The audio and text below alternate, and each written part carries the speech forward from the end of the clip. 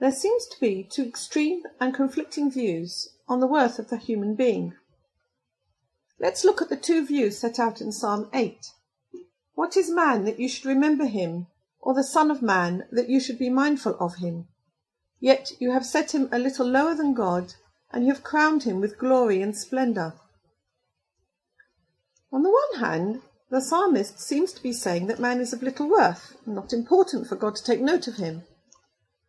Yet on the other hand, the psalmist states, "Yet you have set him just a little lower than the divine."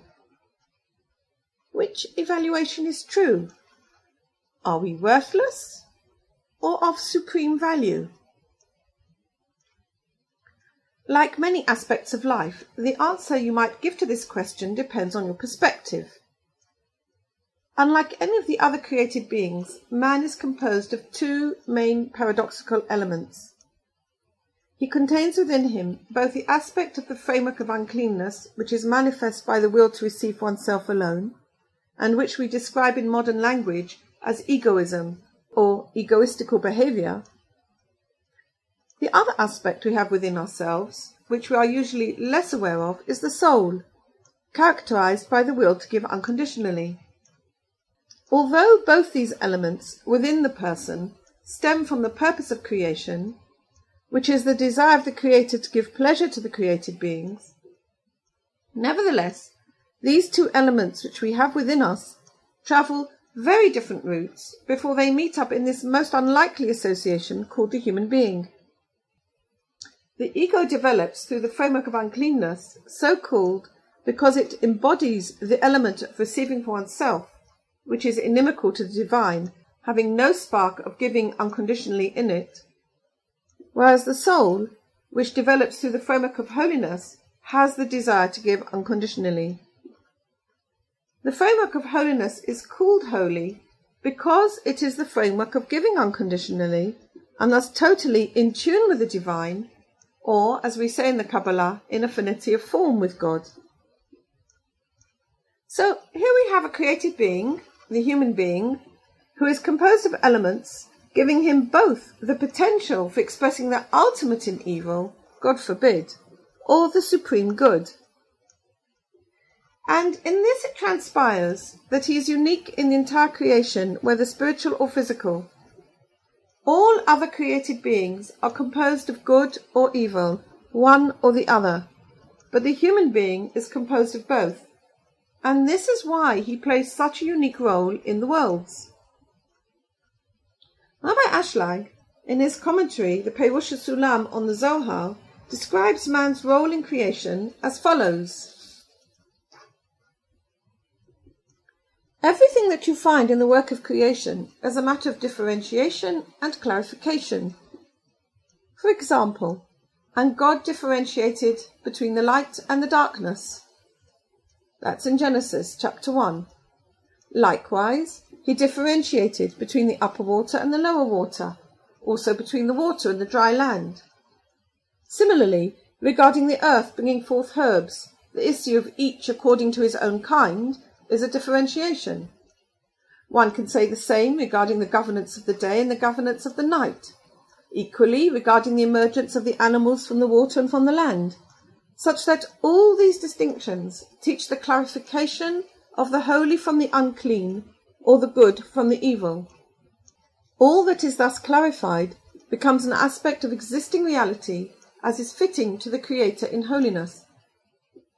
This is the inner meaning of the saying of the sages that the entire work of creation is included in the declaration of the first day, "Let there be light." For within that declaration is included the whole differentiation between the light and the darkness, wherein the holiness is called light and the unclean is called dark.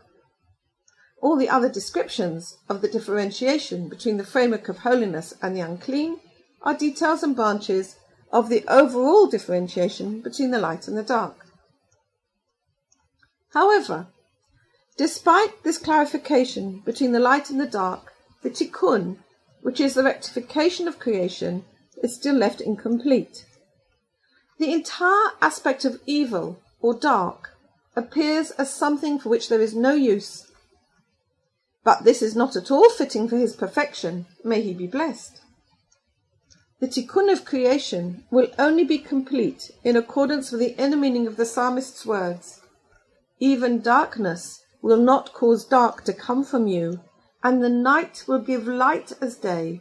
The darkness will shine as much as the light. In order to correct this darkness, the human being was created, who includes everything, from the uttermost evil to the ultimate good. Through his hand, the tikkun will be finished to the required perfection. That is, the evil will transform into good, the bitterness into sweet, the darkness will shine like the light, death will be swallowed up forever, and the Lord will be king over all the earth. And this is the inner meaning of the words used to describe the creation of man in Genesis. Let us make man in our image, b'tzalmeinu, like us, kidmutenu.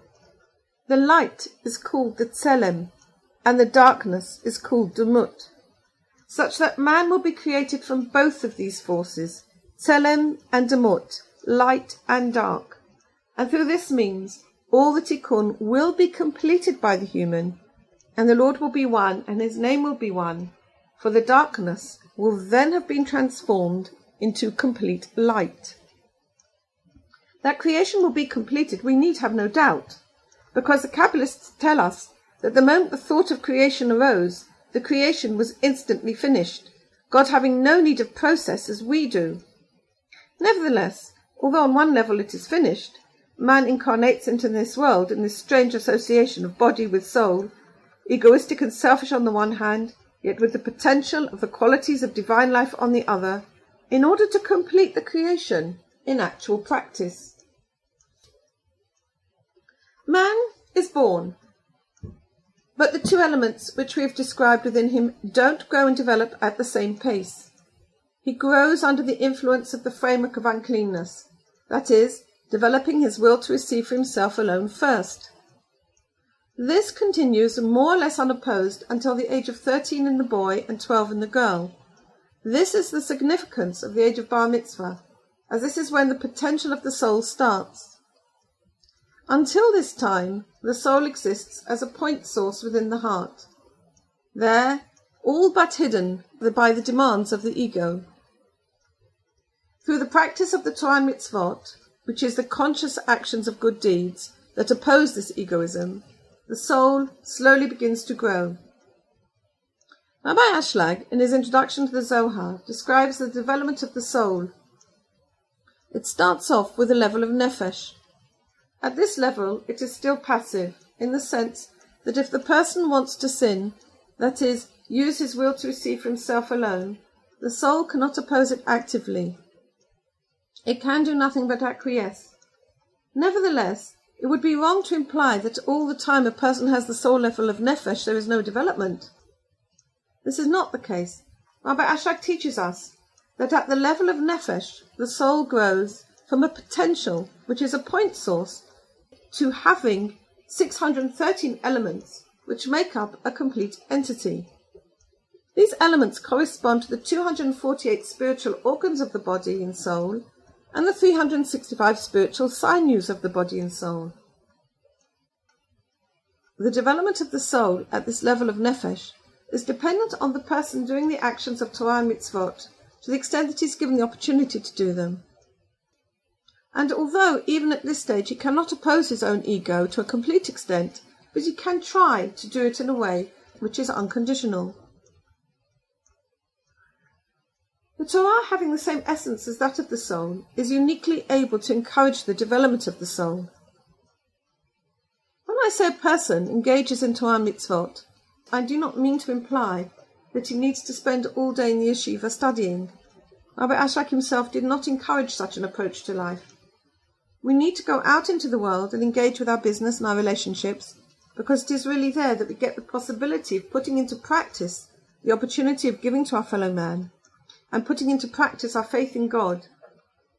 However, definitely wrong and mistaken would be a life devoid of Torah learning, or of the conscious fulfillment of the mitzvot, because if we were to take no steps to correct it, we would be left with our ego, our will to receive for oneself alone, which would then grow unopposed, and we would not come to fulfill the purpose for which we were created.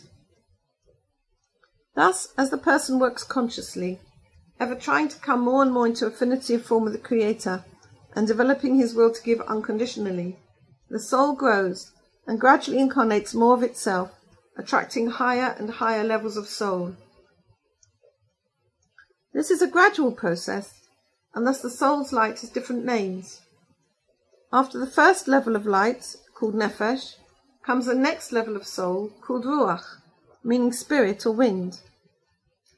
This name connotes a consciousness of its own. It's got movement. From ruach, there are further stages of soul, called neshama, chaya, and yechidah, each level a quantum leap of difference in ability and perception than the one before. These stages of the soul are outlined by Rabbi Ashlag in his introduction to the Zohar. From his description, we can see that we have a potential in holiness that for most of us is almost completely untapped. This seems to me corresponding to the biological fact that we are told that for the most part the human being only uses a fraction of the brain actually available to him. Just think how much goodness we could do for our fellow if we really had the ability to tap into our reserves of holiness. This is how the Zohar describes the ability of a realized human. They are called his angels on earth. Even though they are of this earth, their body, their will to receive, has become like that of the angels on high, and their doing precedes their understanding. They are not ruled by their intelligence in carrying out God's mitzvot perfectly, but they do the mitzvah completely, even before they've managed to become aware with their thought of what they are doing. Therefore, these people are designated as being God's angels on earth. This is what the Zohar says. In the future, the Holy Blessed One will make them wings like eagles to roam throughout the world, as it is written, and those who hope for the Lord will renew their strength, receiving wings like eagles. So we see that the potential of the human can lead to him becoming just less than the divine. So when we look again at the psalmist's words, we see how pithily express the condition of the human being. On the one hand, if we do not develop our potential, remain as, "What is man that you should be mindful of him?" But when we work on ourselves, trying to be compassionate and merciful to God's creatures, through the practice of Torah and mitzvot, we come to, "Yet you have crowned him just less than the divine." I do think that believing in our own divine potential is the first part of realizing it. And I cannot recommend to you enough the introduction to the Zohar by Rabbi Yehuda Lev Ashlag, whose first question he poses in this work is the topic of our talk today: what is our essence? The introduction to the Zohar is available in English in two versions. The first is a simple, straight translation presented in the book In the Shadow of the Ladder, as one of the introductions of the Kabbalah written by Rabbi Ashlag. The other book is A Tapestry for the Soul, which takes the introduction to the Zohar and explains it, using writings of Rabbi Ashlag's other writings to expound and illustrate the ideas in this introduction. Both books are available on Amazon and other internet retailers, through your local bookstores, or directly from Nahora Press.